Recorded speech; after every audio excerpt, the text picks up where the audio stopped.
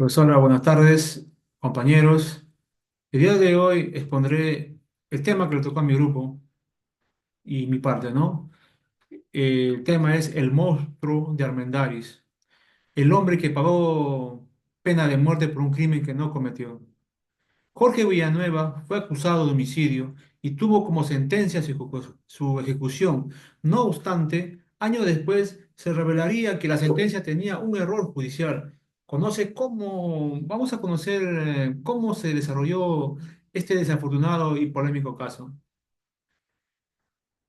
Históricamente la ley peruana ha estado envuelta en varias polémicas ya que ha habido casos que nunca terminaron de resolverse, al igual que sentencias controversiales que la ciudadanía recuerda hasta el día de hoy. Uno de los juicios más sonados es el de Jorge Villanueva, apodado como el monstruo de Armendáriz, por una acusación de homicidio allá por los años 50. Fue ejecutado por pena de muerte, pero luego se comprobó un error judicial que determinaría su inocencia. Eh, Pero ¿quién fue el monstruo de Armendáriz y por qué tenía ese nombre? Jorge Villanueva Torres, también conocido como el monstruo de Armendáriz, fue un delincuente que se ganó la mala fama por los robos que realizó en distintos puntos de Lima, sobre todo en Barranco, donde tuvo un mayor registro de hurtos, de carteras y otros artículos. Era conocido en ciertas comisarías y ya había estado en prisión en repetidas ocasiones. El apodo impuesto se debió a un crimen en el que estuvo presuntamente fue involucrado, el cual partía desde un secuestro hasta el asesinato de un niño. Resulta que el 7 de septiembre de 1954, Julio Hidalgo Zavala, un infante de tan solo 3 años, salió de su hogar y desapareció de la vista de sus padres. Tras un rato de búsqueda, dos estudiantes encontraron el cuerpo sin vida del niño en una parte de la quebrada de Armendáriz. Villanueva fue acusado de esta muerte por tener varios antecedentes en la zona de los hechos, por lo que posteriormente un gran número de personas lo llamaría monstruo. Quedó así con el mote de monstruo de Armendáriz por parte de la prensa y de los ciudadanos. ¿Por qué se le acusó a Jorge Villanueva? Todo comenzó luego de la muerte del infante, Julio, quien era hijo de Abraham Hidalgo y su esposa Fausta. Desconcertados por el deceso de su menor, los Hidalgo comenzaron la pesquisa del posible culpable. Fue ahí cuando apareció Uldarico Salazar, un turronero que trabajaba cerca de la casa en la que vivía la familia del niño, quien declaró para la policía que uno de los sospechosos era un sujeto negro y alto que le habría comprado un turrón para persuadir al niño. Tras esta afirmación, la policía le mostró a Salazar diferentes fotos de hombres que podrían ser los victimarios. El turronero señaló la fotografía de Jorge Villanueva, al que luego le citaron para examinarlo y que corresponda varias preguntas. Cuando los agentes policiales juntaron a Villanueva y a Salazar, este último no dudó en culparlo. Es él, lo identifico porque cuando me pagó pude notar que tenía un dedo torcido, detalló en la acusación.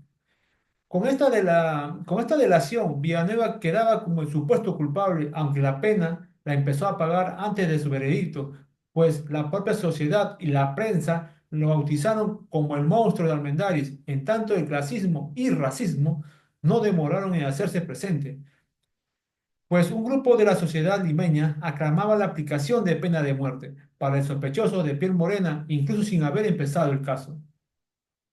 ¿Cuál fue la sentencia final para el monstruo Armendáriz? Una vez acusado, Villanueva tendría que afrontar un proceso judicial con una posible sentencia de pena de muerte. El caso sería tomado por el abogado Carlos Enrique Melgar, quien en principio logró retirar el cargo por violación debido a su insuficiencia de pruebas. Asimismo, el defensor precisó que la presunta confesión de su cliente se desarrolló bajo un contexto de presión moral, ya que Villanueva confirmó que en caso se autoculpe, se le prometió una condena menor. A pesar de ello, Udarico Salazar, el testigo más directo hasta entonces, juró que el acusado era el asesino. Para sorpresa de muchos, el caso se prolongó 2 años más, precisamente hasta el 8 de octubre de 1956, cuando se dictó la resolución final. Lamentablemente, para Villanueva, sus antecedentes y la acusación de Salazar bastaron para que, a falta de más pruebas, se le condene a pena de muerte por haberle encontrado como el culpable del homicidio. Cabe resaltar que este dictamen se rigió dentro del marco de la Constitución de 1933, para delitos de este tipo. Un detalle que se convirtió histórico con el paso de los años fueron las palabras de Villanueva durante la lectura de su sentencia. Yo he cometido muchos delitos, he sido un hombre malo, pero este crimen no me pertenece, exclamó, sabiendo lo que le deparaba. El fallo se confirmó el 9 de diciembre de 1957, por lo que era cuestión de días para ejecutarlo. A tempranas horas, el 12 de diciembre de 1957, Jorge Villanueva fue trasladado a la penitenciaría de Lima para ingresar al madero de fusilamiento. Serían hasta 8 los disparos que acabaron con la vida del monstruo de Armendáriz. ¿Qué probó su inocencia años más tarde? El asunto no acabó ahí. En 2004, el médico forense que dirigía la morgue central, Víctor Maurtúa, reveló una nueva interpretación para las causas de la muerte del niño Julio Hidalgo.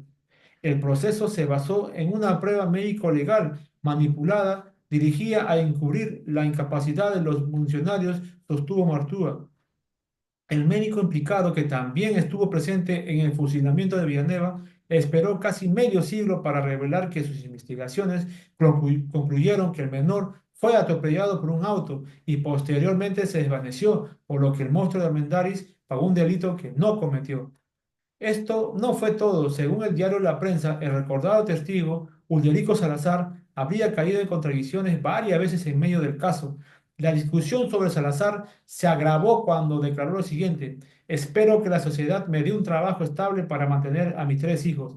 Provocó que muchos interpreten que dio tal acusación por una recompensa a cambio. El diario La Prensa informó que Salazar se había contradicho más de 30 veces durante el proceso. De igual modo, en el año 2017, el expresidente del Poder Judicial, Duberlí Rodríguez, citó la posibilidad de absolver a Jorge Villanueva tras su muerte, aunque no se llegó a precisar. ¿Cuáles fueron las últimas palabras del monstruo de Armendáriz antes de morir? Sin nada más que hacer, Villanueva alzó su última voz para seguir negando la culpa del asesinato al menor. Entre las frases que quedaron para el recuerdo está la aclaración que le hizo a su ejecutor.